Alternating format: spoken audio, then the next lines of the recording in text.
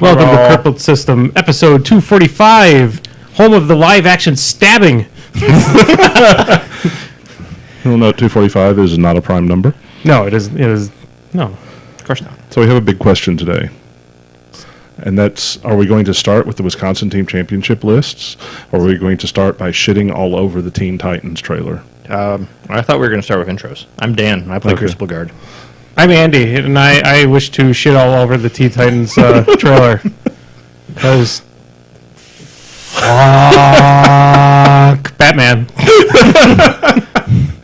And I'm Dave, and I'm still Placator, inexplicably. So I thought about watching the Teen Titan trailer because I knew it was going to come up. Then I decided I just didn't care enough.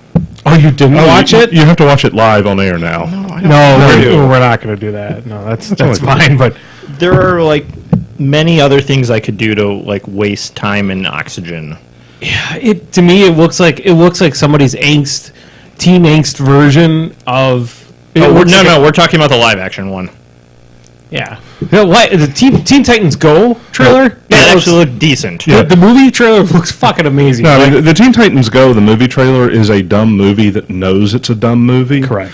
The Teen Titans live action series trailer. But it's not Teen Titans, it's just Titans, Dave. Titans. Ooh, edgy shit. Titans. Yeah, it is a... I'm cutting myself right now. Yeah.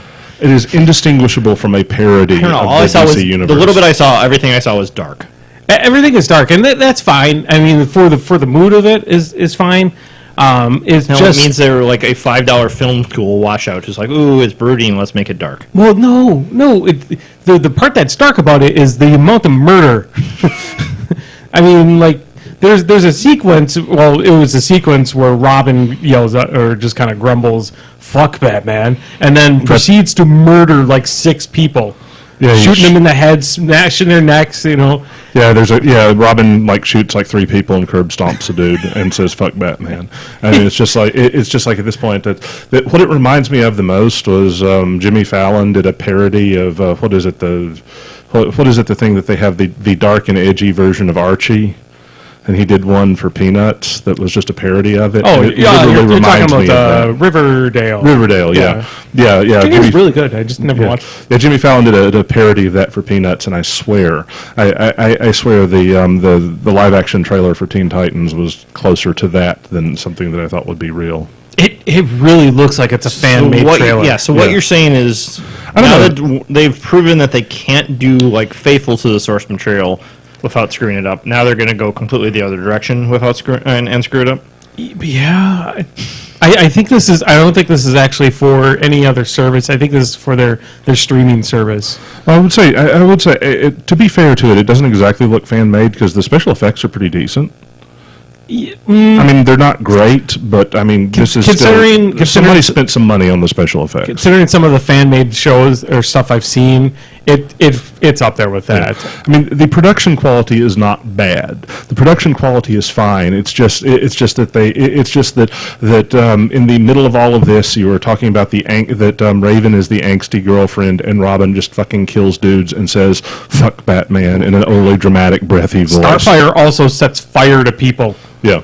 There's many people. I mean, like Starfire. So I don't know the Teen Titans as well as most people do, but every time I've seen like the show of Starfire, she appears to be a very bubbly person, very happy person, and in this, she is just literally just angrily just setting fire to people, left and right, like a blowtorch.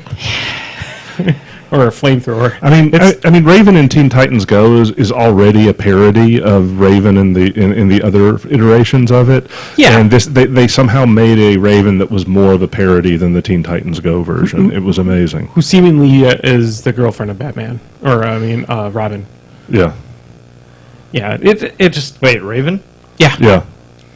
Yeah. Or I mean, she's the one that seems to be tied to Robin. Yeah, the trailer was all about her seeking him out for unknown reasons because apparently he was of the Flying Graysons. She is so emo that she can't handle it, basically, is. Exactly. It wasn't just merely bad; it was head-scratchingly bad. Yeah. Yeah, it's considering the amount of trailers I saw yesterday, because there was a ton of them that came out of Comic-Con. It's kind of like King of All Monsters. Did you see that? No. The new Godzilla trailer? I went to a War Machine event and then I played Majora's Mask all day today. I haven't really looked outside to the internet and beyond. I watched them all the last night, though. Holy cow! There's a lot of chat that I missed. But Godzilla has just about every single monster in it so far. Okay. So it looks like it has almost all the Toho properties in it. I'm excited. It looks like it could be really stupid or really amazing. But it's a Godzilla film. I mean, So it doesn't matter. These aren't mutually exclusive. So Godzilla, we slagged on last week, and I have to slightly apologize for it because now I want to see it. We slagged on Shazam so badly last week, or was it maybe the week before? I wasn't here, so it was probably You weren't last here? week. It was probably last week. Yeah. You weren't here last week, right? Yeah. Okay. So yeah, Shazam. They showed up the live the outfit that he's wearing. It looks fucking ridiculous. Well, but then the have you trailer read of Shazam comics? Because his outfit in the comics is fucking ridiculous. No, but this is the guy who played Chuck. Yeah. He is Shazam, so his entire costume looks like it's a bodysuit that's made to look like he's got muscles. It looks. After seeing the trailer, it's perfect for what it is. Yeah. It's exactly perfect for what it is. Well, and I'm sure being shot as opposed to a behind-the-scenes shot, it'll look better. The costume basically looks the same as what the still images in that they showed, but the trailer really is pretty much the opposite of every single DC movie, live action movie that I've seen so far. It is. It doesn't suck. Besides Wonder Woman, but Wonder Woman was still kind of dark. It was still kind of had a little grit to it. There is no grit in Shazam at all. It looks adorable. I want to see it. But Nathan's in chat, and he should be here. I don't know why he's not here. Yeah, so he didn't give us a reason. So Nathan, we need a hot take from you on the Teen Titans trailer. Well, it should have him call in. I could pop him in. But, we're not going to wait for Nathan's response in the chat, because it'll be like 5 seconds from now, and then we'll respond to it in 5 seconds. So, yeah. Pretty much. Yeah. So there was an event yesterday. There was an event. There was a War Machine event over in Milwaukee. Yep. How many? Champions event. We had 10 people come out. Sweet. 3 Legion players, and then Kador, Signar, Minions. Are the lists posted? Yes. Okay. Crucible Guard, Scorn, Trolls, and... Crap, now I'm forgetting one person. There's no Protectorate? No Protectorate. You said Signar already. No Ret. Mercenaries? No. Circle? Grimkin. Grimkin? Okay. Grimkin. All Yeah, right. because it wasn't Circle because Chad couldn't make it. I think it was Grimkin.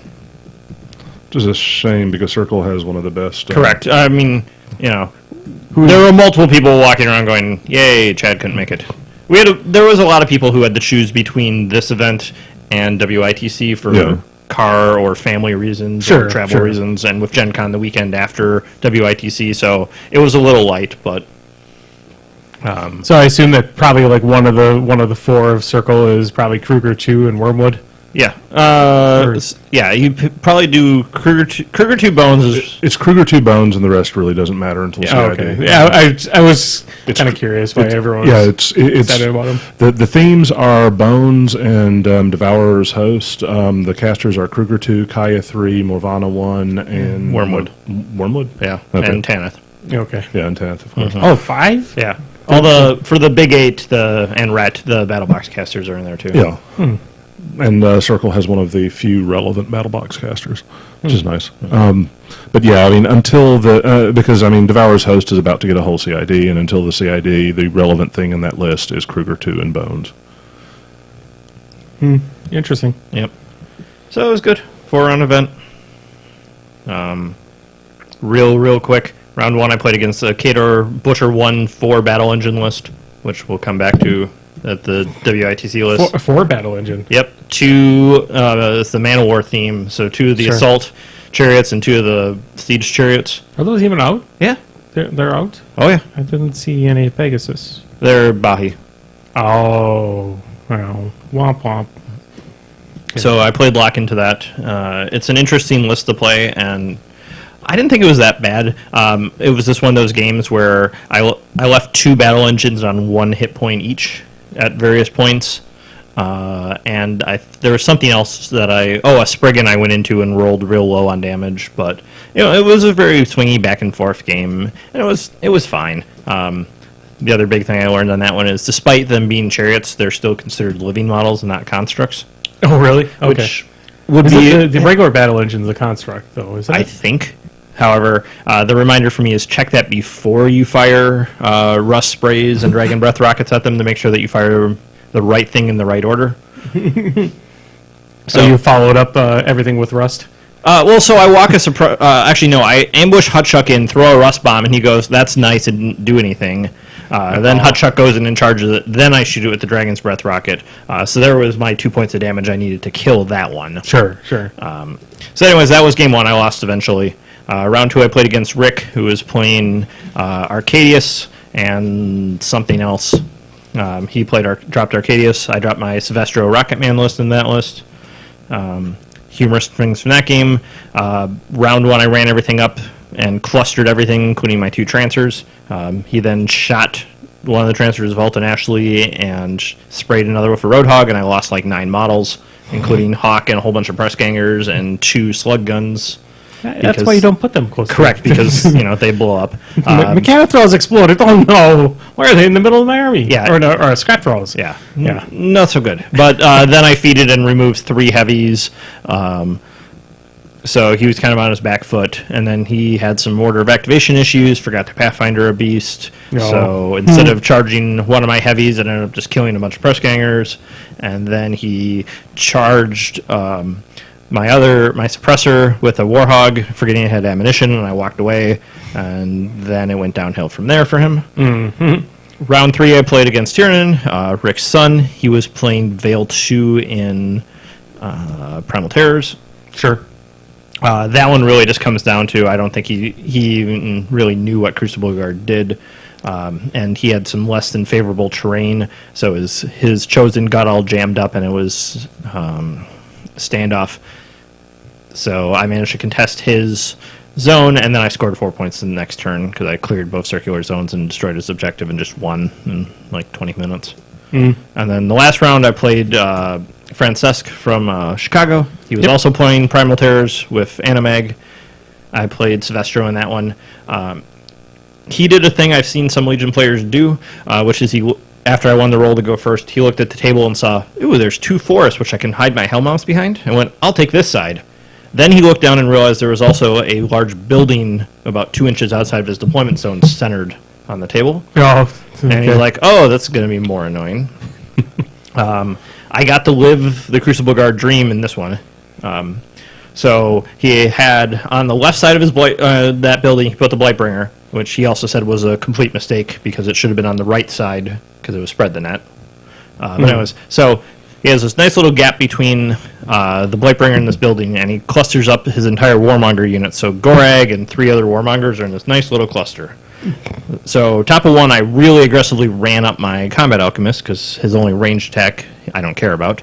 Round 2, they walk up and throw 3 ice cages and freeze Gorag and 3 Warmongers. So then they die because they have to. But then the turn after that, Gorman walks up and blinds that same cluster of 4. Oh, jeez. Nice. So this was another one where it was just the press gangers did exactly what they were supposed to do to kill medium infantry, and tying up Gorag for 2 turns really hurt that list because then the Rocketmen couldn't get hit. So how are you liking the Combat Alchemists? Because they seem like one of the understated stars of a lot of the Crucible Guard lists. They're amazing. A lot of times they're just a 1-turn Cloud Wall, but that's all they need. Yeah. But Gorman's so useless now because, blind is shakeable. Meh. Well, Gorman doesn't have Ice Cage. Well, Yeah. no, I mean, but I mean, like Yeah. everybody, like a lot of people when they made Blind Shakeable, they were like, Yeah. "Oh, Gorman's useless now." I'm like, So it's no longer a hard control effect on Warjacks or Warbeast. Correct. Yeah. However, Battle Engines is still great on, Medium Infantry is still great on, and even on Warjacks and Warbeasts, you mess with their resource allocation. Yep. Yeah, And a lot of times that's fine. and it's still a huge defense debuff as well. Correct. I mean, honestly, I played a lot of Gorman when I was still playing Protectorate, because if Gorman hit something with a blind, my Redeemers could then shoot it. Yeah. So then, like I said, I lost round one. Travis took first with his Animag list. He and Francis played round 3 and got to play the Animag on Animag, Oh, boy. which was interesting because they figured out about halfway through the game that that's one of those times where if you play that mirror match, go second. Because you have identical threat ranges. So, Yeah. but so he took first, Austin took second, and I took third. So it was a good time. awesome. Yeah, I ran a small Guild Ball tournament. We had a couple locals and the guy had traveled in. That was fun. Gave away some stuff. Nice. Not really much news on it itself. But yeah, that was the weekend, and then we could talk about events that are coming up, announcements ish. It's the WITC this Yep. weekend. Yep.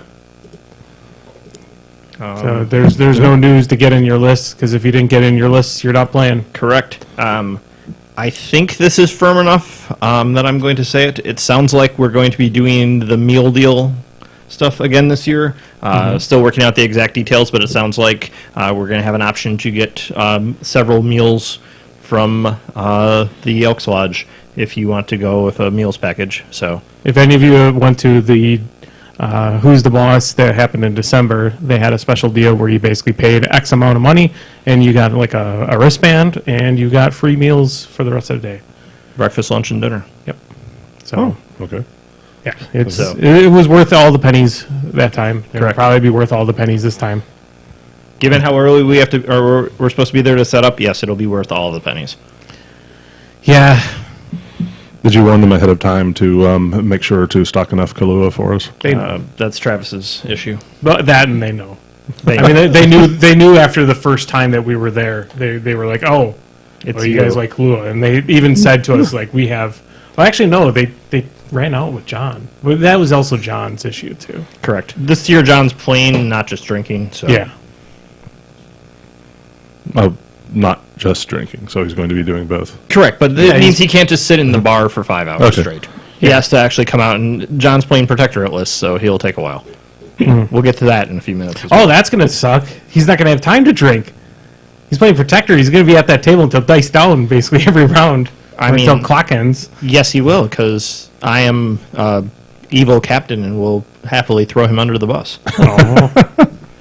Protector, is it a speed bump? No, I just don't want to play a bunch of stuff in these Sure. lists. And, Sure. there's a reason I volunteer always to be team captain, it's so I can be picky.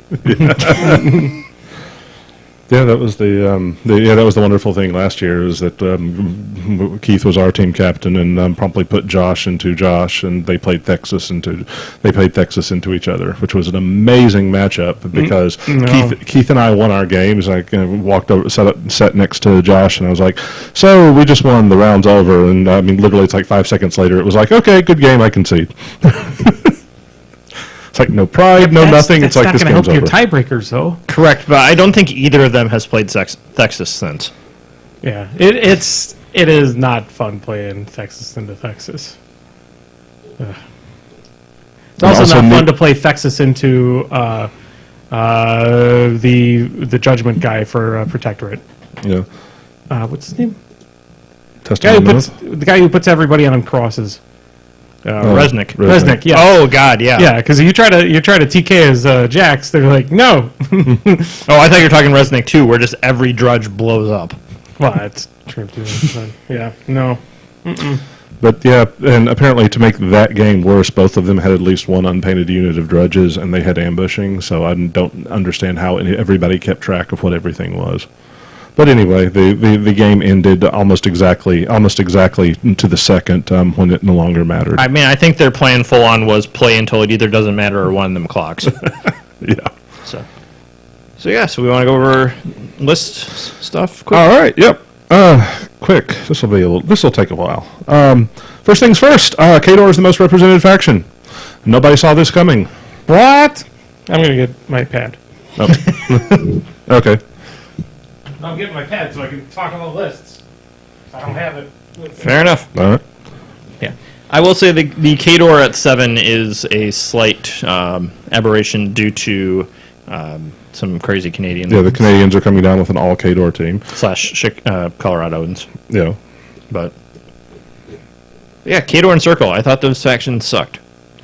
I don't think anybody seriously thinks Circle sucks. And while I am playing Khador, and I know I have publicly not been all that thrilled about playing Khador for a while, at the same time, I think Khador is perfectly fine in a team event. I mean, just philosophically, I will say that when you're designing pairings for a tournament, I think that if your goal... there are two goals people really think about. There's a goal of trying to go in and come up with a pairing that plays well into every possible matchup. And then there's a separate goal, which isn't exactly the same, which is trying to put your pairing together that will put you in the best position to win tournaments. And there are cases where looking at it and say, well, there are bad matchups here, but I can optimize. For those listening on audio only, Andy just brought out a box of dusters and About an eighth literally- inch of dust yeah. on it. That doesn't look like They're a dusters! They're dog guard Yes, dusters! they're dusters. But anyway, as I was saying, that designing a pairing to play into everything optimally is not exactly the same thing as designing a pairing to give you the best chance of winning an event, because there are just going to be situations where you look at it, where you look at the possible pairings and say, I'm going to do better by optimizing for the majority of cases and just accepting that I'll have bad matchups. Correct. It's why, for instance, every local event I look at who said they're interested in going Yeah. before making a final list pick. And I think this is Khador's problem in a competitive environment right now, is that yes, you can build Khador for everything, but they have a lot of opportunity costs for a lot of factions. I mean, case in point is, I also have recently been thinking about, been playing and thinking about Circle and Retribution and Protectorate and Legion. And one of Khador's big weaknesses is Incorporeal, and a lot of the other factions just beat Incorporeal just by existing. Oh, you don't have a gun that just randomly removes it? No. You should play a better faction. Yeah. I mean, I played Retribution for quite a while and going to Khador, and it's like, oh, I don't just have magic weapons on everything completely randomly. This sucks. And I mean, Circle has magic weapons on just about everything completely randomly, and can take the fish dude, and their best living war beast has Wraithbane, and you take him because of everything else he does, and Wraithbane is just an addition. And then Legion has a decent light war beast with Wraithbane. Mm-hmm. So I mean, And now a solo that strips Incorp within 10. yeah. Yeah, and their most powerful theme now doesn't even need it. It's wonderful. So yeah, I mean, this is just a matter that yes, Khador can do this, but there's a big opportunity cost compared to a lot of other factions, and so I think in a lot of cases, if you're going to try to win events in Khador, you may do better unless you know that you're going to run into a lot of Incorporeal, as just pretending that you're not and hoping to dodge it. And I understand that this is frustrating, and this is deeply unfulfilling to me, but at the same time, I think in a lot of cases it's going to give you your best chance of winning doing so. And then you take this to a team event where you have some influence over what you're going to play. And so as we get down to talk about lists, you'll see in my Khador lists, I have very little I can do into something with a significant incorporeal, because I am hoping my captain doesn't throw me under the bus into them. Or conversely, it's for the good of the team. Yeah. And if I take a bad matchup, it's okay. But I mean, also for the same reason, this is one of the reasons I really love team events, lists is that you can build lists without having to feel compelled to cover all the bases. Fuck is my enter key?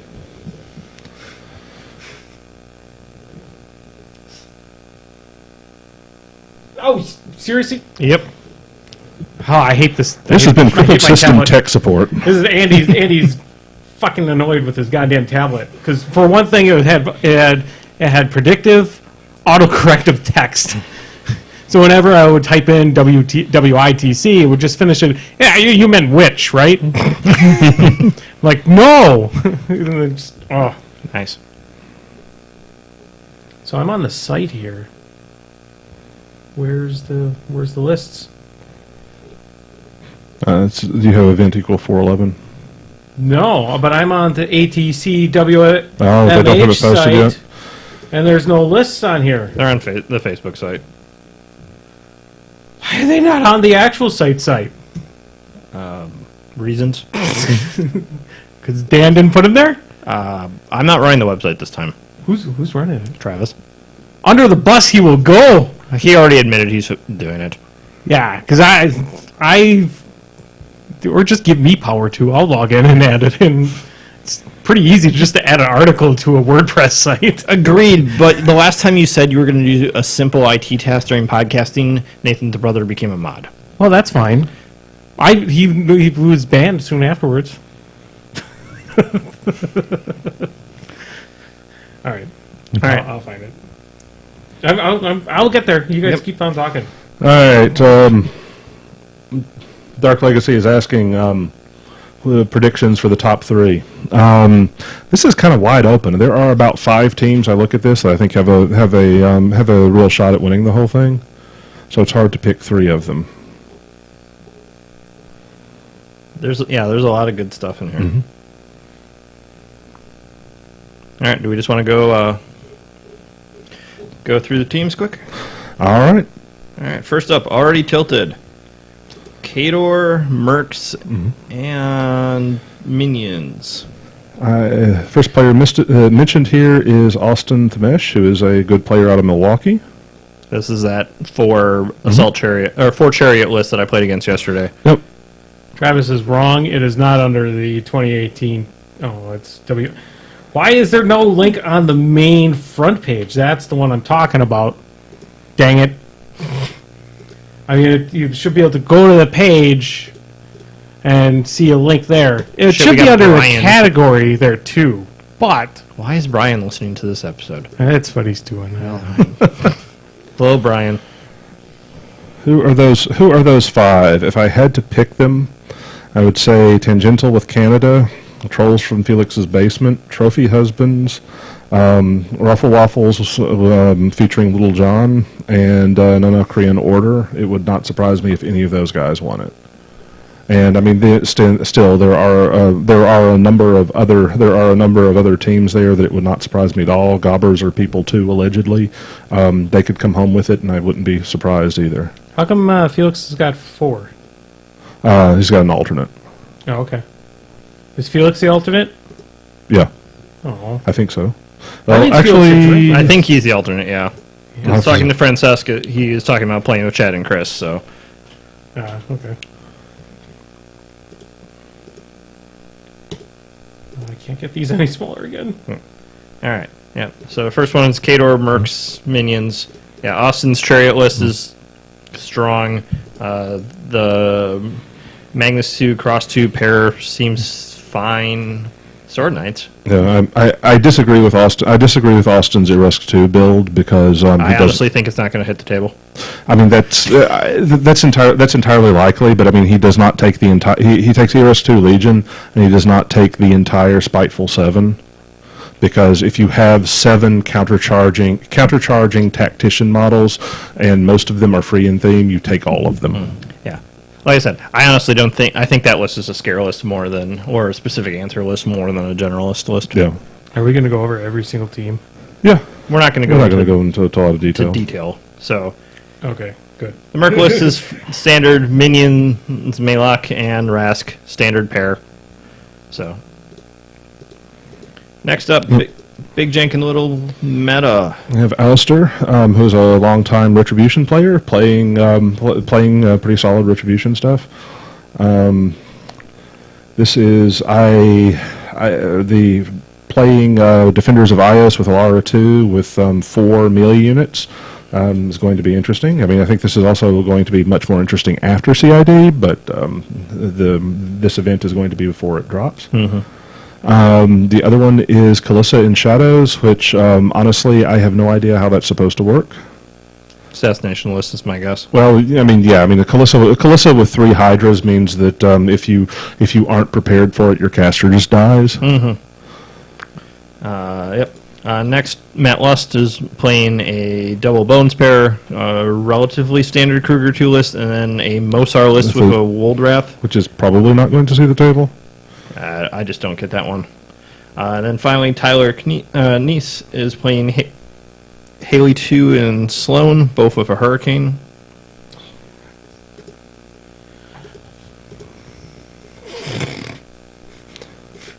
He's having troubles. And next one we have Dank Legacy's three-man wolf pack. 2 Electric Boogaloo. Yeah. Which, Nathan, I fully expect that you are going to have to read like all of these names in their entirety every round. I will be very disappointed in you otherwise. So first we have a fairly standard Davis Bailey of one of our locals here, who's also a very good player, playing a Trolls list. The first one is a pretty standard Kolgrima list, playing Power of Dunia. Just have a bunch of high efficiency That's 5 trolls. heavies. Yep. Yeah, high efficiency trolls, headlined with Mulg and Whelps and Stones. I don't know. There's a lot more to say of that. Colgrim is a really good caster that can run just about anything, and Trolls have some pretty efficient beasts. So that one's going to be interesting. The other list is a double battle engine Grim 1 list. And I know Grim 1 has become a lot more popular lately, and I've seen this list play, and it is a lot scarier than people think. Yep. Yeah, I got nothing to say, basically. I mean, we're going to be going through a lot of fucking lists if we're going to be talking about everything for like a minute on each person's list. Yeah, it'll be okay. Well, I mean, it's not very... Basically, we're just saying, here's so-and-so, here's some models. It doesn't really invoke any type of conversation. Yeah. I mean, if we go into everything in full detail, then that would be a little bit, but... You've given the impression that you don't want us to go that deep, though. Yeah. Well, I mean, if we do that, we're going to be here for 5 hours talking about everything in full detail. Yep. But yeah, you guys were on the Gobbers are people too, or you guys? We hadn't gotten that far yet. So, yep. Ethan, who has apparently recently gone out west and terrorized other metas, running Jaga Jaga and Maylock. It's not Arcadius. Yep, it's not Arcadius.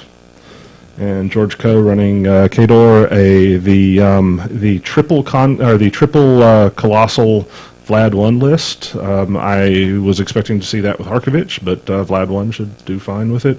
And actually, I think that's better because it has better scenario presence. You feat turn 1, they're 16 inches up the table. Yeah, but I mean, his feat is like exactly the same as Harkovich casting mobility twice.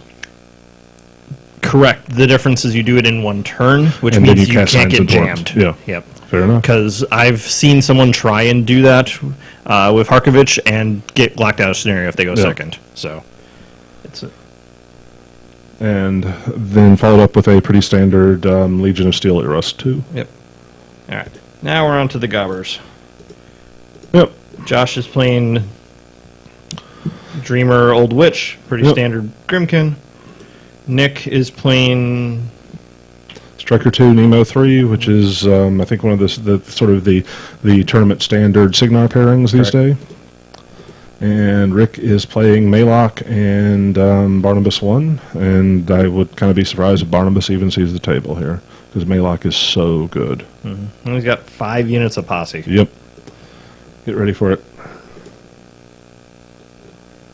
All right, Hunting Pack is our next team. This is the first one I've seen so far that I know none of these people.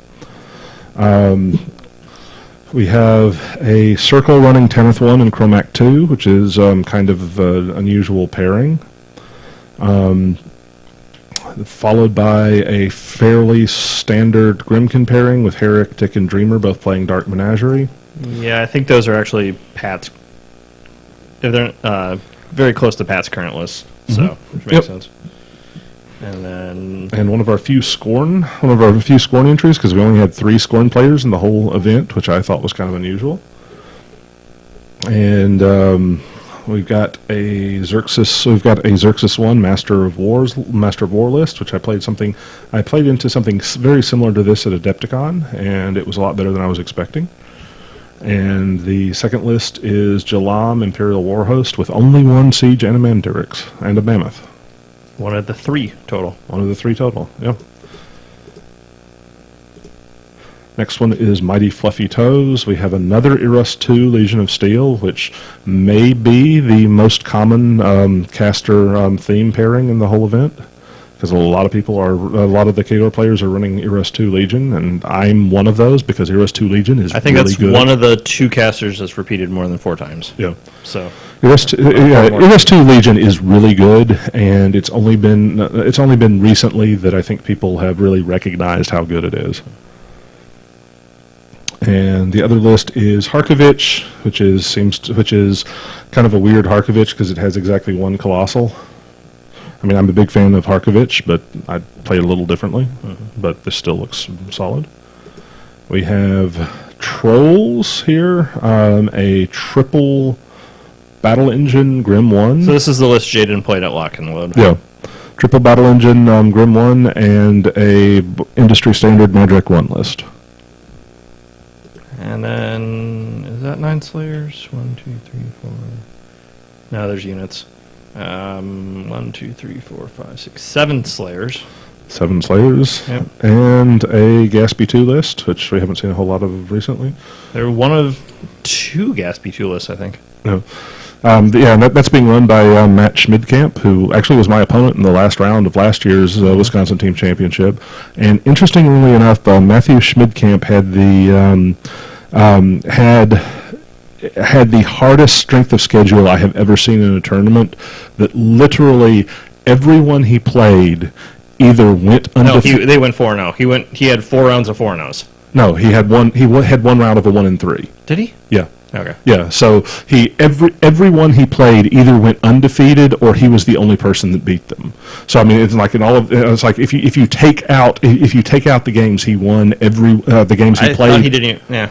Yeah, he went 1-3. Okay, then yeah, he won 1 game. Yeah. And that was the only loss any of his opponents had. Yeah, that was you and I and 2 other people. Yeah, he won 1 game and that person went 3-1. So I mean, literally, it's like a strength of schedule. He had a perfect strength of schedule plus win score, and I've never seen that before. Which means, and they got to the final table. So this guy got thrown under the bus epically, and still pulled one out.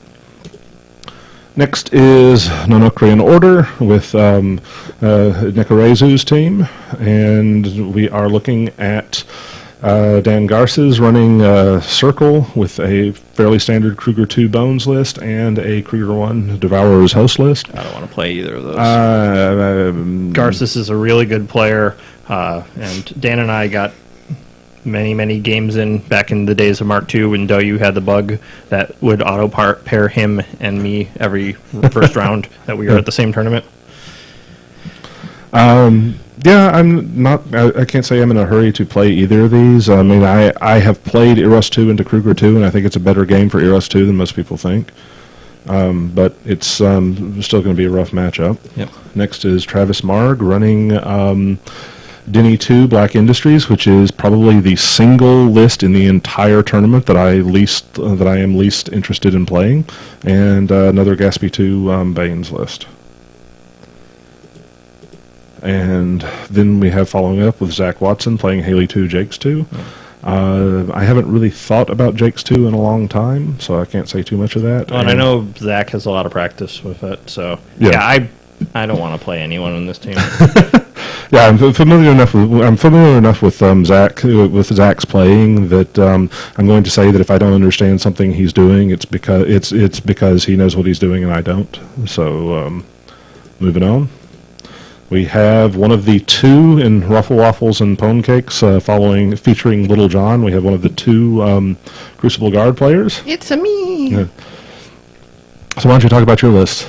Yep. So Locke is 6 heavies and 4 trancers and a mini cloud wall, and then Silvestro is all about having 3 units that are def 15 plus. That it just gets shoved up the table really fast.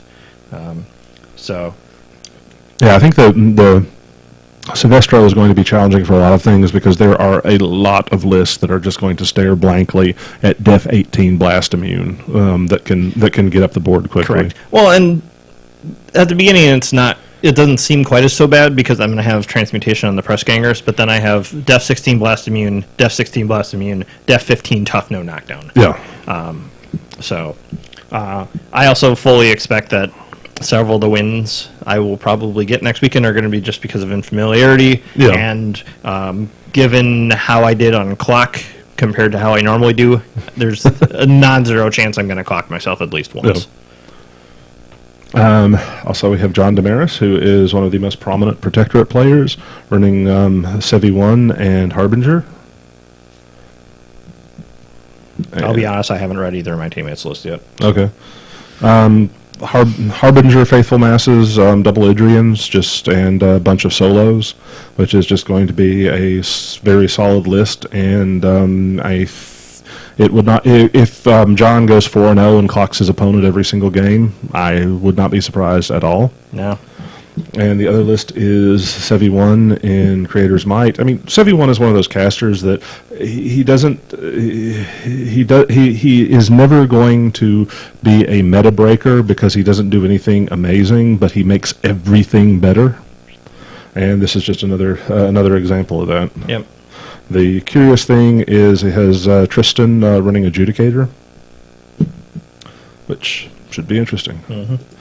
Then we have Josh Maxson running Mercenaries, and notably not running Thexus because he's still traumatized from the last Wisconsin Team Championship. Yeah, so I think this might be the same pairing he or his stand-in was playing for ATC back in January. Yeah. But yeah, it's a pretty standard. It's an Ostrom list, and then Damiano. They're both just solid. Yep. Let me look. It's not a fully degenerate Ostrom list, but it's going to be. It's a seriously strong in both damage. He's got output Tactical and- Arcanist Core. Yeah. I have forgotten what those do. They have a Cloud Wall, but they're speed 4. Short little legs. Yeah. They walk slowly and might die. I mean, it's Ostrom, so they're speed 7 one turn. Yep. Okay, next list we have Tangential with Canada, which has a roster of extremely good players all playing Kador. And this is, I think, the most interesting team here. And from some of the stuff... No, it's just... Andy it's, keeps looking at me, and I don't know what he's pointing at. Yeah, for some odd reason, my pad will suddenly, if I'm just opening and closing the list and that, it will always open up the above one. Oh, So that's interesting. I'm clicking on tangential character. Now it did it just fine, but otherwise it was opening up Josh Maxim's lists all the time for me. So every time you look up there, it's because something's fucking up on my goddamn pad. Nice. Yeah, so I think this team's plan is, so they each have one list with triple Winter Guard rockets. Yeah. And then they have another list, and I think they're just going to hope that they can spread things out in the correct order. So Yeah. this entire team's thing is going to come down to knowing the matchup process. And in their favor, they have 2 WTC players Yeah. on their side. So, if anyone's going to win the matchup process, I think they have a lot of experience into a lot of different metas, so that'll help them. Yep. And so the pairings with the triple rockets, we've got Butcher 1 Armored Core, which people haven't been talking about a lot, but I think is going to be a really solid pairing for it, just because... Butcher 1 makes everything good. Yeah, And I mean, armored core as a theme is just a bunch of good numbers, and if your caster can make them better, it's amazing. Tim Banky is running Not Cricks. triple rockets with Butcher Or 3 no. and Zerkova 1 Legion of Steel. And I will say that Zerkova 1 Legion of Steel is something that has been on my list to play because I think it should be very good into the meta, but I haven't gotten a chance to do it yet. And being run by Tim Banky, this pairing looks absolutely terrifying. The last one is Sung Soo, who is also an exceptional player. Running Vlad 2 and Armored Core. Vlad 2 Armored Core is probably the variant of that build that's getting the most press recently, for good reason. Because Vlad 2's feat, it works on warrior models that are non-characters, and as it turns out, the Manowar Dracoon is probably maybe the strongest non-character warrior model in the whole game. It's Mark 1 all over again. Yep. He doesn't fly, though. That's true. That's fair and balanced. Mark 1 all over again. Yep. And then, of course, all sorts of other Man of Wars to feed on. And he's running the traditional old timey Vlad 1 Winter Guard with lots of rockets. Yep. Now we've added Conquest or Victor. Yep. All right, almost done. Yep. Next, we have the Culpists with Brian Culp running Scorn and running the majority of the Siege Animanterics. Animanterai? What's the plural of that? Probably the same thing. Siege Animan. Yeah. So Brian is Phenomena. Brian is bringing the majority of the derp turtles. There, I can pluralize that correctly. And by the majority, we mean 2. Yes, 2 out of the 3 of them. Yep. With Xerxes 2 Imperial War Host, which is another list I've seen that's scary. And his Resheth Exalted list, which is very, very strong. Yeah, which I have never seen before, but just mathematically should be really good. I've played into it. I think it's better than Winds of Death for Resheth.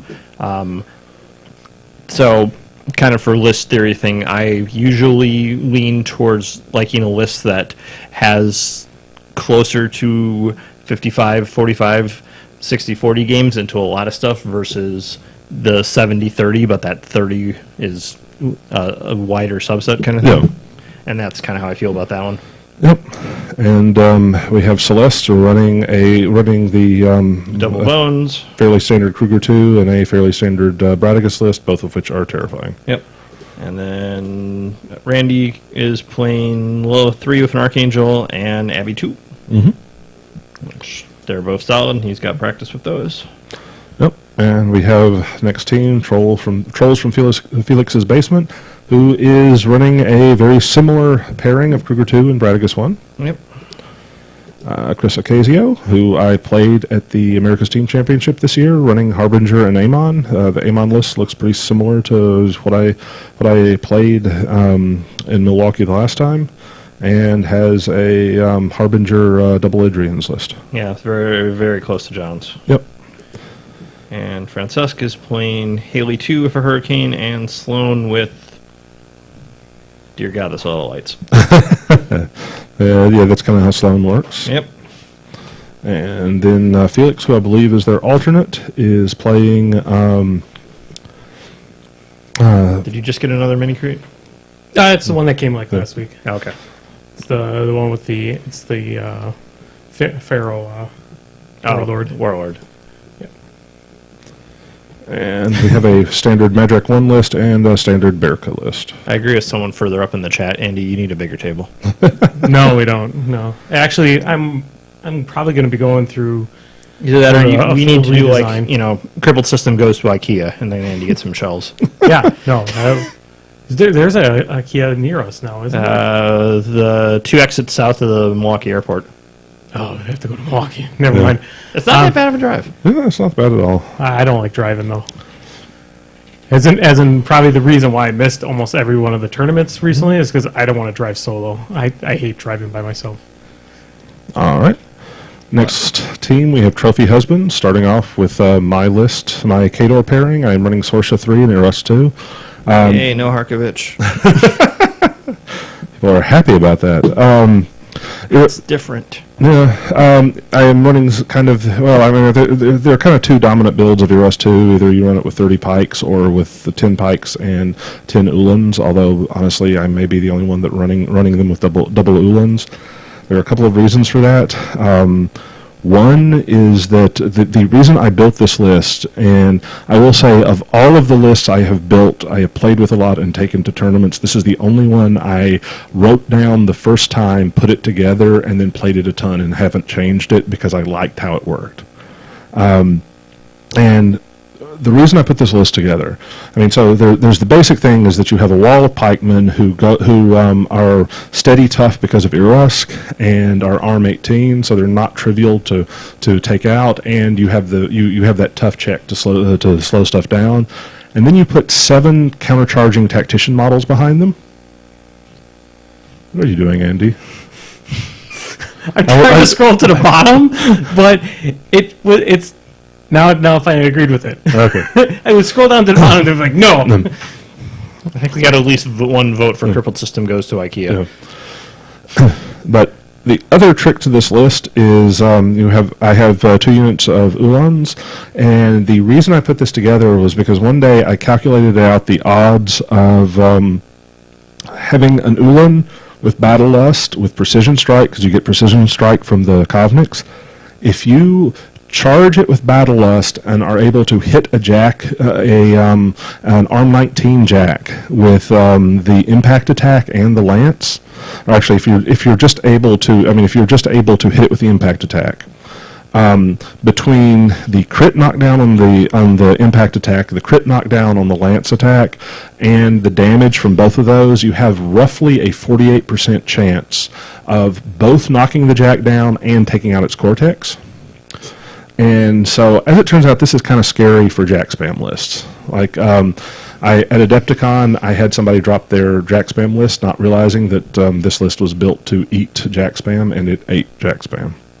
Well, I mean, if you're going against like Cricks or something like that, I mean, sure they have the higher defense, but they can't handle. Well, Cav don't care. Yeah. Yeah, Cav don't care about that because Yeah, they hit high defense things. That's Yeah, what they're meant to do. Yeah, on a Slayer, I need 5 on 3 dice. Yeah. And then, I mean, even if I don't knock it down, because I need 5 on 2 dice for the impact attack, and then 5 on 3 for the charge attack. And if I don't knock it down, if it's a Slayer, I just take one of its arms out, because a Slayer without an arm is really sad. Yeah. And if I knock it down, I take its cortex out. Well, and that Even with unyielding, it's not that great. Correct. I mean, Yeah. And going back to my Still a Kirk list, Jack. my lock list, that's actually my plan for Slayer Spam as well, because she is Field Marshal Precision Strike.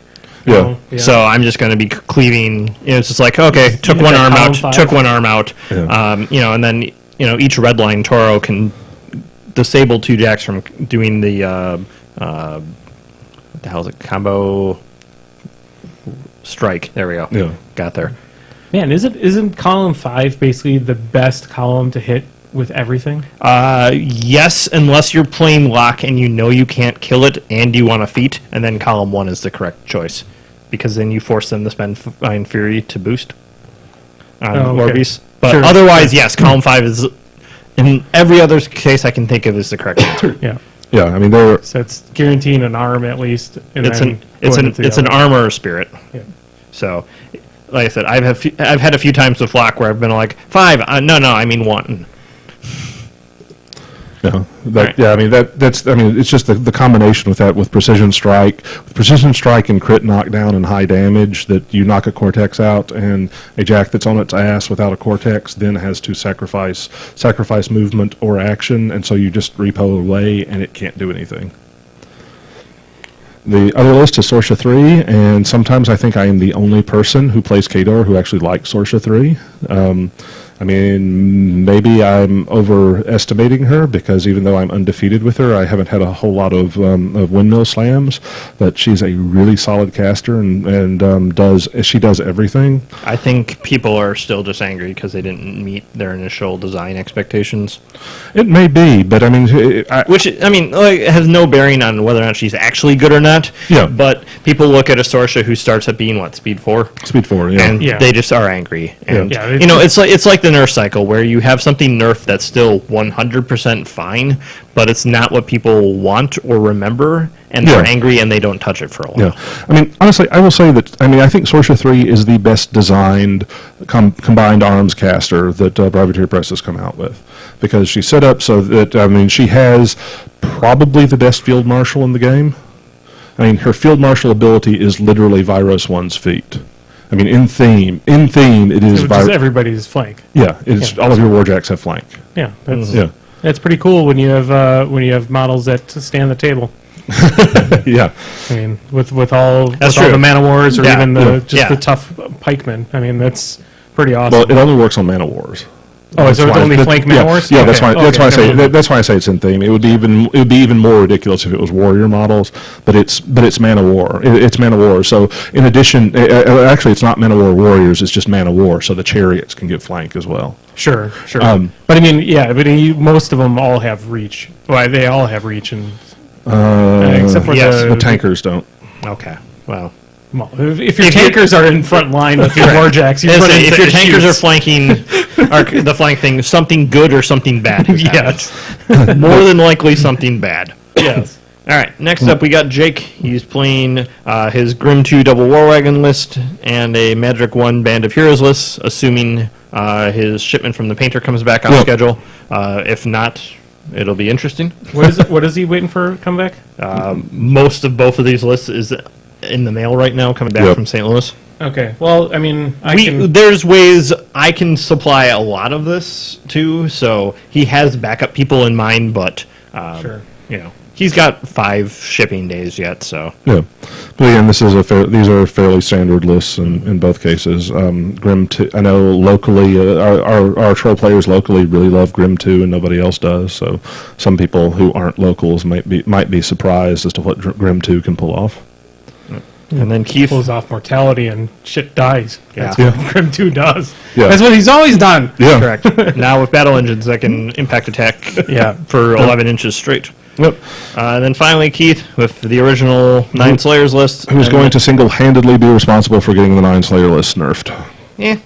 And then a Denny 1 Slaughterfleet list, which is interesting. I was actually playing a variant of this back when Slaughterfleet first dropped.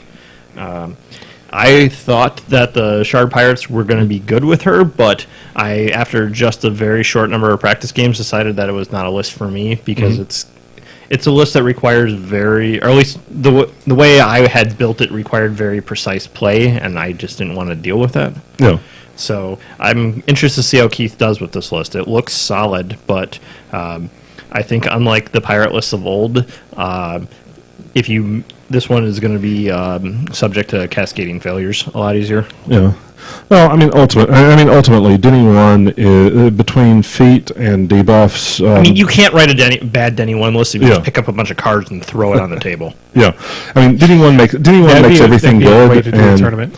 I mean, But like I said, I mean, that list will be good. Yeah. Like, Yeah. just randomly 52 card pick up a bunch of stuff until you get a 75-point Cricks list. It'll be fine. and Shard Pirates are cheap guys that get sprays, which means they get a ton of attacks. Yeah. And Denny loves stuff that has a ton of attacks. Correct. So, this is also one of the lists I look at, and I'm glad I have exactly a 0% chance of playing it at the event. Truth. Nobody else has actually taken the Slayer 10? I didn't. Someone has kinda a going it in and out. 7 Slayer Gatsby 3 list. Travis has 5 Slayers in his Denny 2 list. That's 12, 9, 12, Yeah, Travis- 21, and there's 6 other Slayers between everything else. Yeah. Because Okay. I think Dustin has a bunch. Yeah, Dustin has the rest. Sure. All right, so Weekend Warriors. The other Crucible Guard player, so David from Milwaukee, he's also playing Lock and Silvestro because it turns out that's Yeah. the only things you can play. Very Yeah, similar. 'cause the only 2 casters out right now? Correct. Yeah. The lock list is very similar to yours, but the Silvestro list is substantially different. Correct. So the lock list, he is just counting on his ability to either have Ninja to Liberator or to build a Liberator Friday night, which I didn't want to take that risk.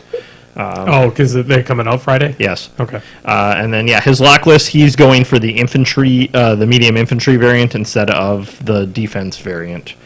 So I'm actually curious to see how the two of us do, and just it'll be interesting test data. It was also just interesting reading like the Facebook page and the Discord page for Crucible Guard because this is the first week where you could effectively play in tournaments. Yeah. So it's just been interesting seeing everyone's first reactions. As expected, there's been a lot of "it does what," and on both sides because people are still even learning how this stuff works. So Yeah, I've yet to even play Crucible Guard yet either. I've yet to play. So. All right. Next up, Dustin. He's playing Witch Coven Banes and Danny 2 with a bunch of jacks. Yep. Yeah, Dark Host and Solid lists. Black Yep, and I know Priest. he's played that Coven list a lot, so he's very familiar with it. And then Steven is also playing Rasheth Exalted. And then he's playing Morgul 2 list, Disciples Agony with a lot of pigs in it. And a Dracodile. And a Dracodile. Yeah, I actually played against this list last week. Well, that's kind of a neat. The Morgul 2 list kind of seems really neat. I like it. Yeah, he's been working on variants of this for a long time now. Yeah. So he's put a lot of he's time done into a lot Morgul of too. iterations into it. So Yeah, I am a little surprised though he didn't go with double derp, but I know he doesn't like playing double derp because he can't get games with people nearby here with double derp. Double derp turtle. Yep. All right, If you guys and didn't know what I meant. the last team. We got a Scar 1 Slaughter Fleet list, which looks really small. Where are these guys from? I know. They're from around here, aren't they? I recognize the names, but I'm blanking on where they're from. Yeah. Sorry. Maybe we should ask. Maybe we should have a region. This might be the Green Bay team. That sounds probably right.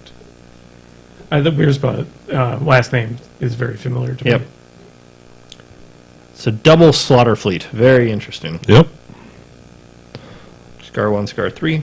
Then Resnick 2 Faithful Masses. And Krios 3 Double Vendors. Yep. Which I always will support. Yep. I am a big fan of Krios 3 Double Avengers. As soon as that... as soon as the CID drops. Well, for me, it's going to be the CID plus Sevi 0 because, I mean, Sevi 0 to my mind So opens... August 3rd. Yeah. Sevi 0 opens up Protectorate in a lot of ways, in my opinion. But I think I have played a very similar list to this Krios 3 list. It is good, it is scary, and I think once we have Sevi 0 available, Krios 3 is going to be a very threatening caster. Yep. And then, last but not least, Bredigus and Morvana 1 Devourer's Host. Mm-hmm. Nice. Yeah. Yep. So that is all 14 teams. Yep. So it'll be a good time next weekend. Yeah, we've got a lot of really interesting lists here. Very few that I think really stand out as being. I don't know. There's something of a reputation for competitive events running really horrible spam and skew, and we haven't seen a lot of that. And probably the worst example of it is the guy who came up with it. Yeah. So,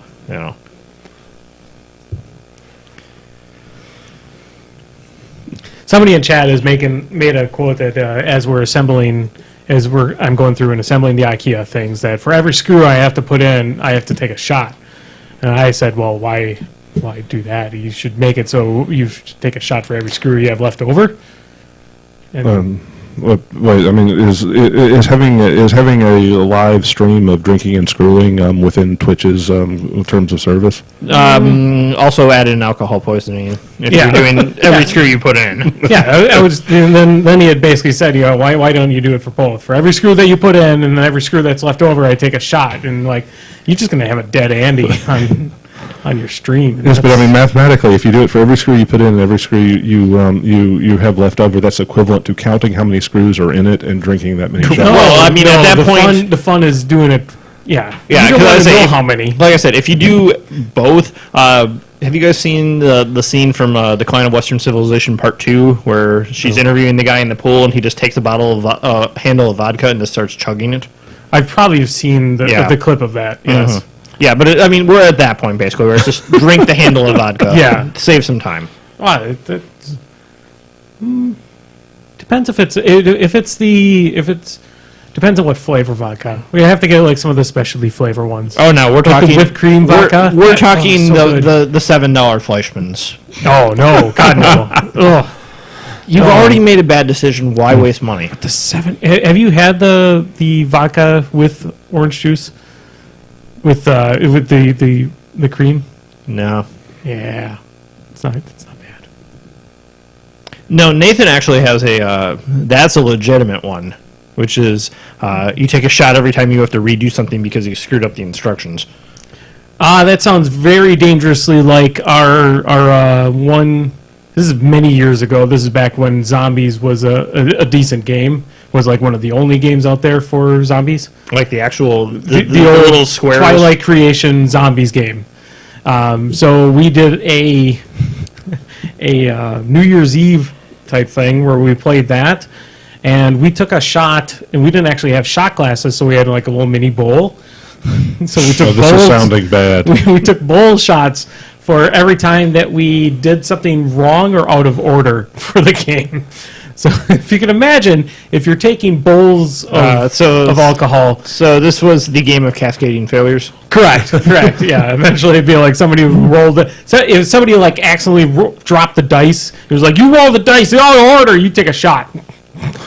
Oh, one quick thing before we get totally away from the Wisconsin Team Championship. Also, something that's going to be debuting for the Wisconsin Team Championship is new and prettier steamroller sheets from Conflict Chamber. Because I cringe every time I see the current sheets because they come across my Facebook feed a lot, and they're ugly as hell. And I'm doing something about that. I'm in the process of basically writing them directly to PDF because one of the issues with them currently is it is really annoying to get stuff to print correctly across browsers and operating systems when you're laying it out in HTML. And I'm in the process of doing it so that it dynamically generates PDF files, so they'll look a lot nicer. For our UK viewers or listeners, are you going to make it so they can print out on A4? Yes. Okay. Maybe not, probably not for the WITC, but it'll be an option. I haven't had that. Somebody asked me to do that for like all my PDFs I do for the CID and that, but I'm waiting for somebody to say that. No, They're probably used to just rescaling it at this point. Sure.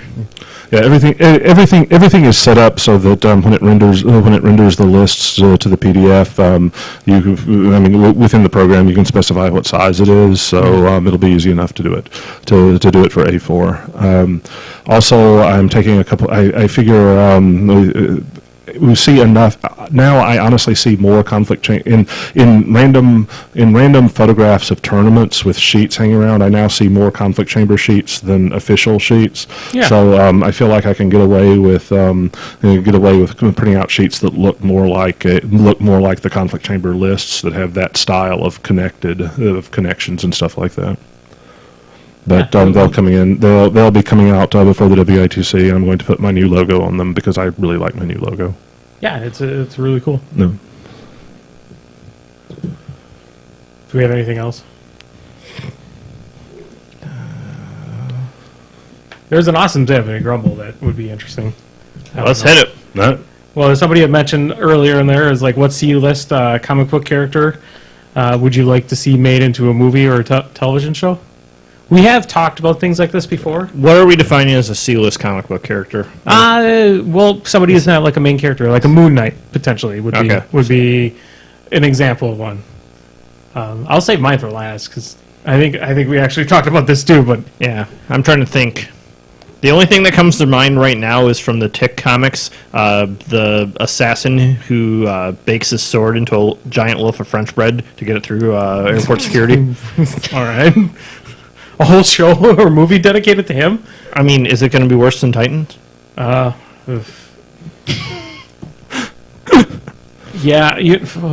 Man, yeah, probably no. It's not going to be worse than that. All right, mine. I'm not going to save it for last because I'm going to say it now. I want a villain centric TV show about the Taskmaster.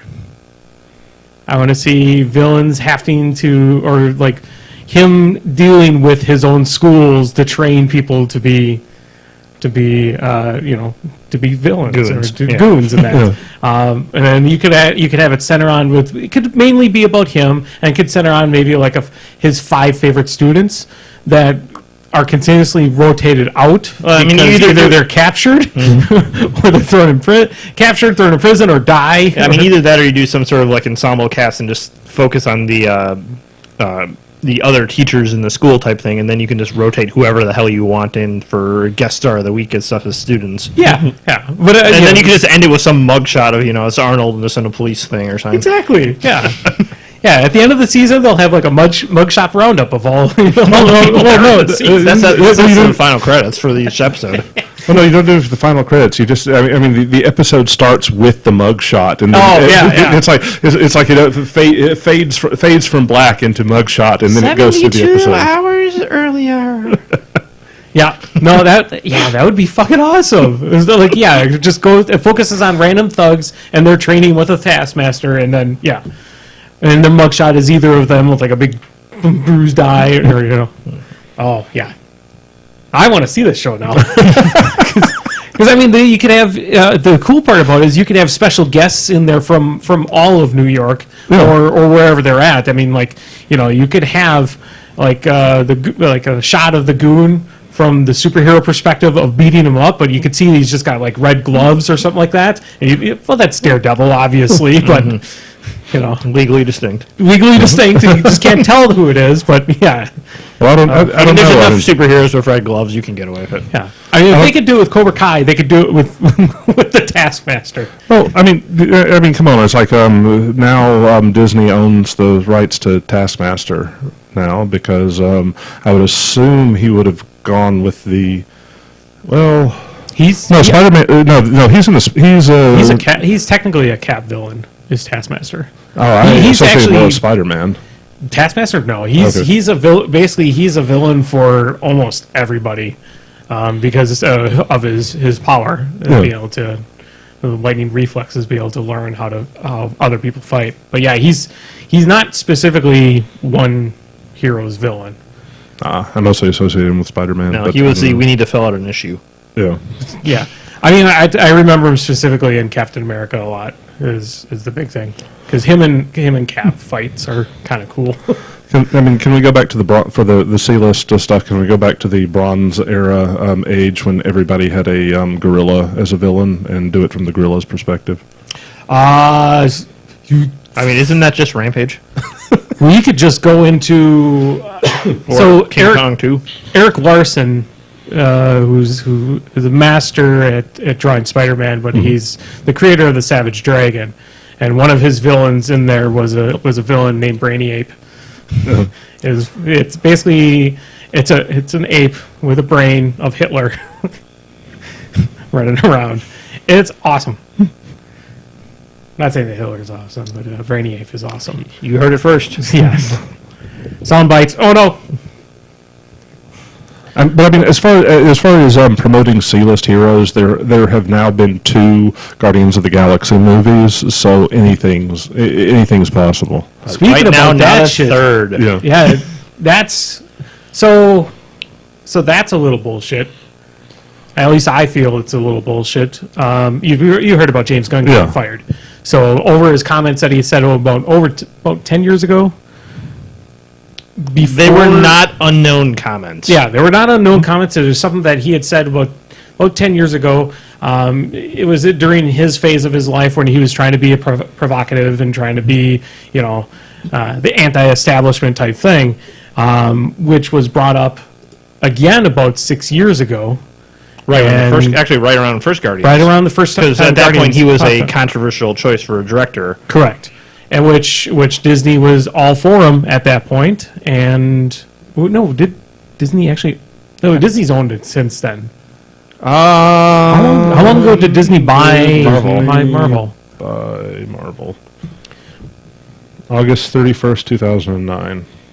Okay. So it yeah, was it was Disney. well after that Yeah. those comments were brought up, and he profoundly apologized for them. And now 4 years later, or 6 years later, they're brought up again. I mean, I think the way I thought about it in my head, it would be like punishing Mel Gibson again for his rant, his anti-Semitic rant. I mean, he's already been punished for it, and he's already apologized for. Did he? Yeah, I'm sure he apologized, but his was a little more court ordered. sure, Yeah. sure. But I mean, it would be like going and punishing him again for that. It's basically double jeopardy here, and it's not like Disney didn't know about these. No, comments this one either. is straight corporate legal risk mitigation, Yeah. and there's no other explanation for it.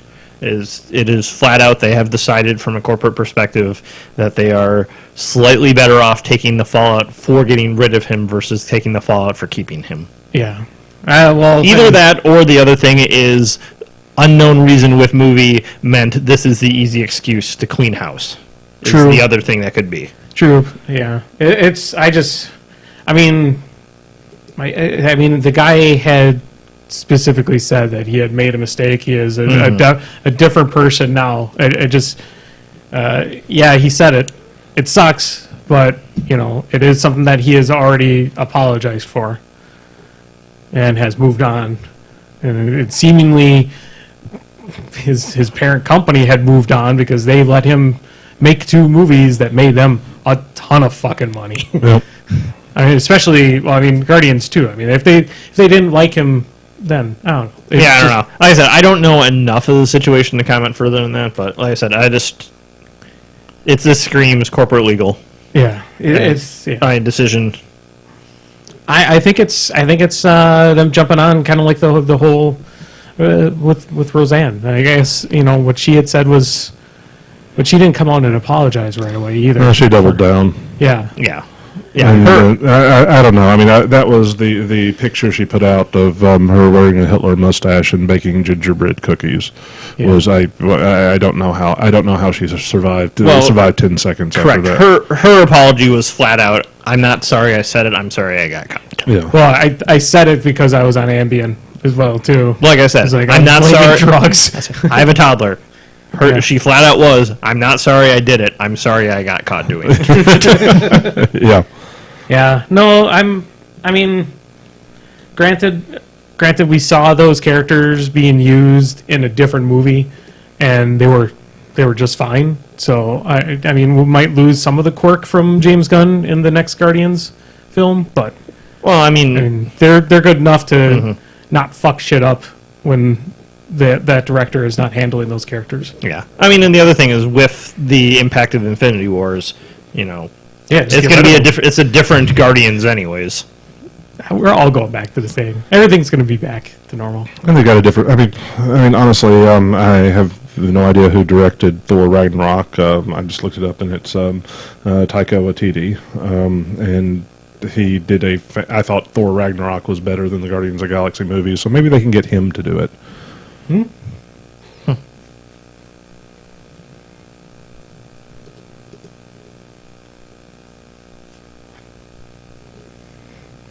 Yeah. Hello? Sorry, I read the comment in chat, and Yeah. we had a long bit of silence there. I was trying to process how I was going to talk about it, but I don't think we should talk about it. I mean, Quote it's- War Games, the only winning move is not to play. Yep. or not to watch it. I mean, that was always the winning move. Yeah. I'm not a fan of Matthew Broderick 80s films. It's not. I don't know. He didn't. Ferris Bueller's Day Off. You was had to about the live only through one. it. I just was born in it, so. Yeah, yeah, that's true. You're like trying to quote Bane there. In reverse. You had to live for it. I was just born in it.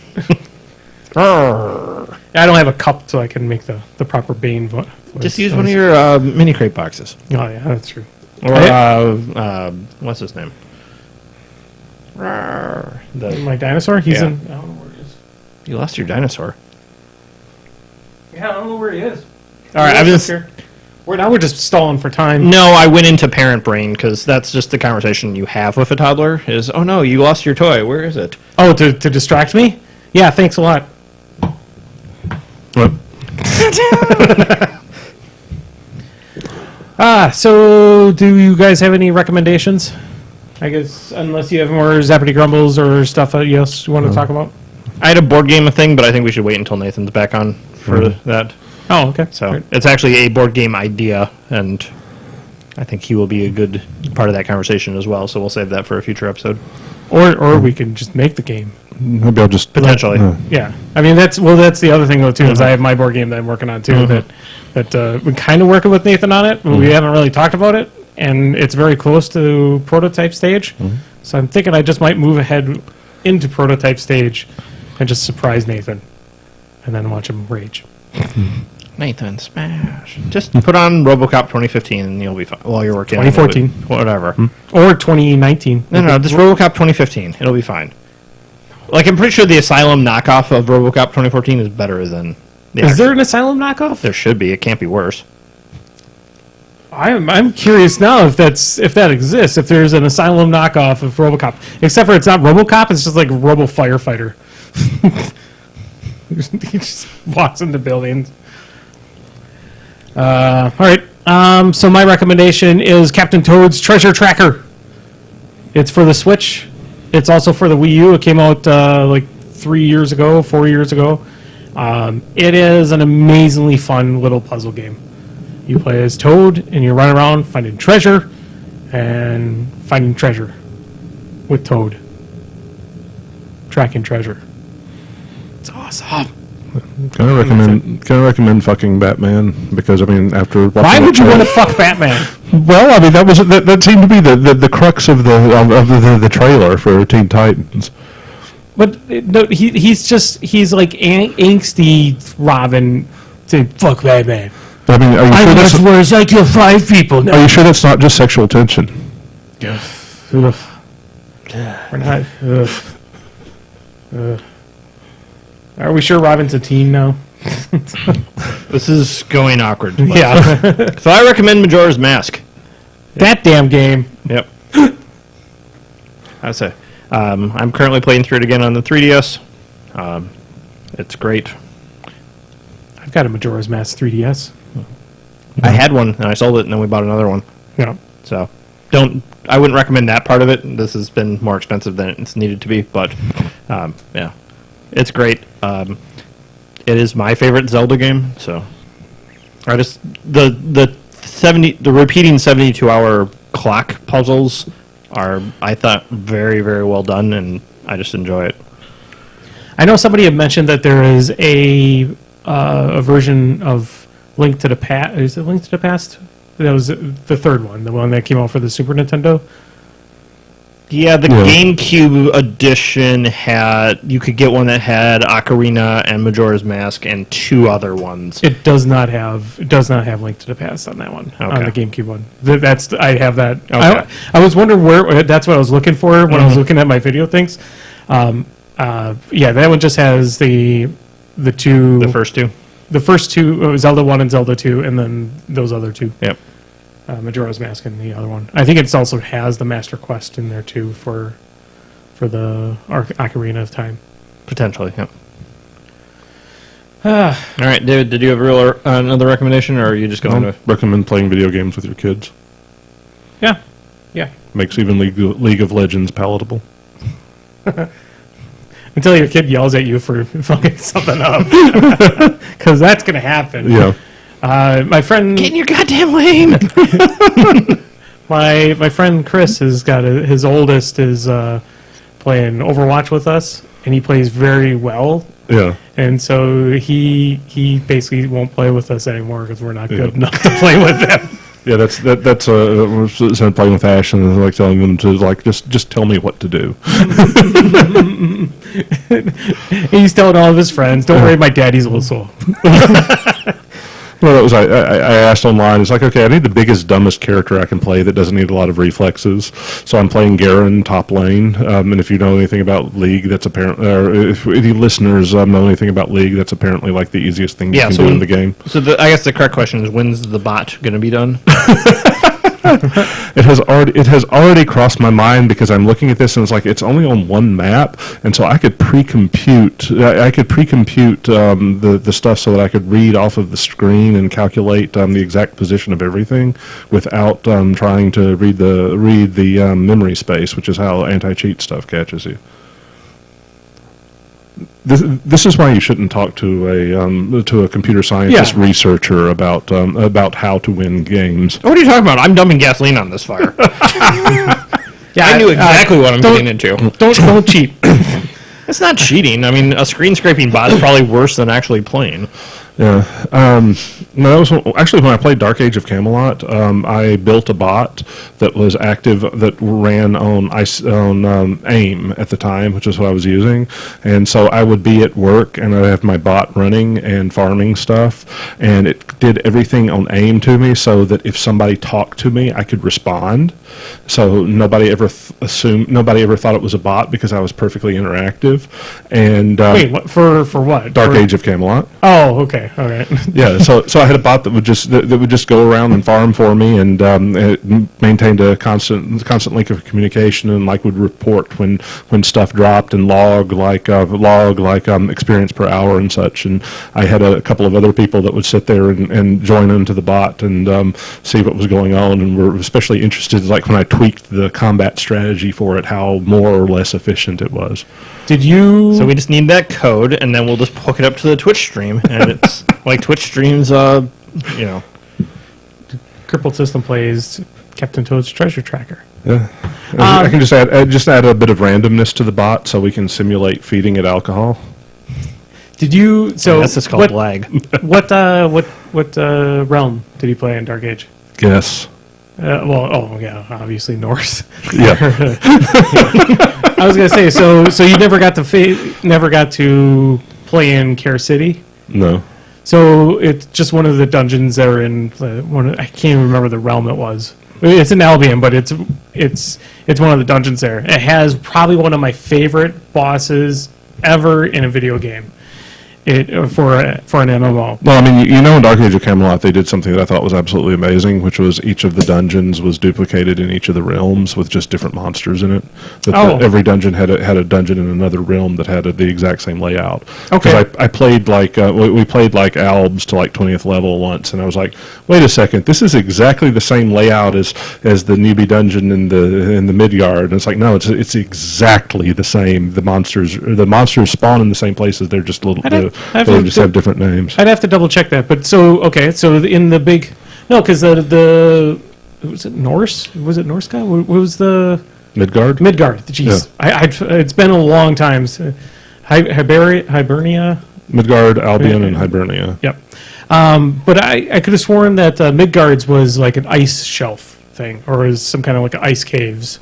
That was for their like big dungeon. Oh yeah, that was for that was the raid in the first expansion. It was the Tuscaran Glacier. Yep. So the Albions had Care City, which was just like a castle. The raids were different. Yep. Yeah. So in Care City, I think it was like one of the first bosses there is, again, like one of my favorites. What it would do is it would pick a random person in the party and it would drop a 5,000 ton item into their inventory, and then it would run away. So the whole thing is just you chasing this mob around while it's just throwing the stuff into your inventory.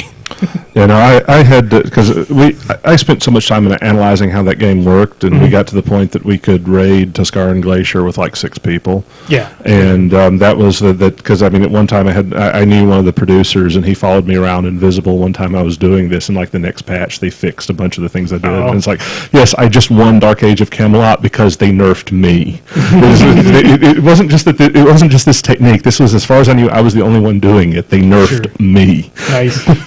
I mean, there's so many good memories of Dark Age of Camelot. I remember the pygmy farms. So in Albion there is that's how you ground up to level 50 is there's pygmy goblins, except for they didn't have a leash on them, so they would get pygmy goblins that would be traveling like halfway across the continent to kill people. So good. Yeah, no, that was I mean, It's just reminding me back of Vanilla WoW when you could kite the Doom Lord into Stormwood. Oh yeah. If you look up, Stormwood Kazakh is probably some of the best videos you'll ever see. Yeah. Of just because every single time he kills somebody, he just gets more powerful, and he just. I'm a fan of showing MMO things that you can do that force server reboots. yeah, Yeah. Well, Well, between that and the Plague, The Plague was the best one. Yeah. Well, that's because there's actual good coming out of that one. Yeah. They use that for epidemic studies. that one's really cool. No, Jim, we dragged a devil soar to Orgrimmar. And this is old school dragging it to Orgrimmar, like up that elevator. Sneaky devil soars. I think one of my best memories of Dark Age of Camelot was getting a call from a Danish dude at 3:00 in the morning that said, "Hey, can you call the next people on the phone tree because our keep's under attack?" Yo, yeah, no. That was the best part about that game is the realm. Like you felt like your relic keep is under attack. Then you just felt like you had to go and defend it. Yeah, so I was logged out at the Relic Keep, and I logged in, and I was half asleep, but I played a pure tank warrior, and it was entirely spec'd for defense, so I just sat there for like half hour until everybody got there, and just walking up and poking somebody and running back behind the guard, and we kept the Relic. It was fun. Yeah, no, those were the good old days. I'm hoping that the Beyond Camelot Kickstarter will actually ever see light of day. I get notifications for it all the time of one of the founders on it, but I haven't logged in, done anything with it yet. They're still in beta, and the game I think was due in 2014. So, anyway, thanks y'all for watching. We'll check you out next week. We'll be here. Well, actually, we'll probably record a podcast at the WITC. Wait, is it just going on Saturday? Is it just Saturday? Just Saturday. Oh, yeah, so then we'll be here on We should be here. Sunday. No. All right. We'll probably be tired. Yeah, There will be War Machine talk. yeah. I'll probably have a headache because I'm going to do a lot of drinking. Bye. No, that's what the Wisconsin Team Championship is for. It's a drinking event that there's also a War Machine. Yep. All right. All right. Bye. Bye. Bye.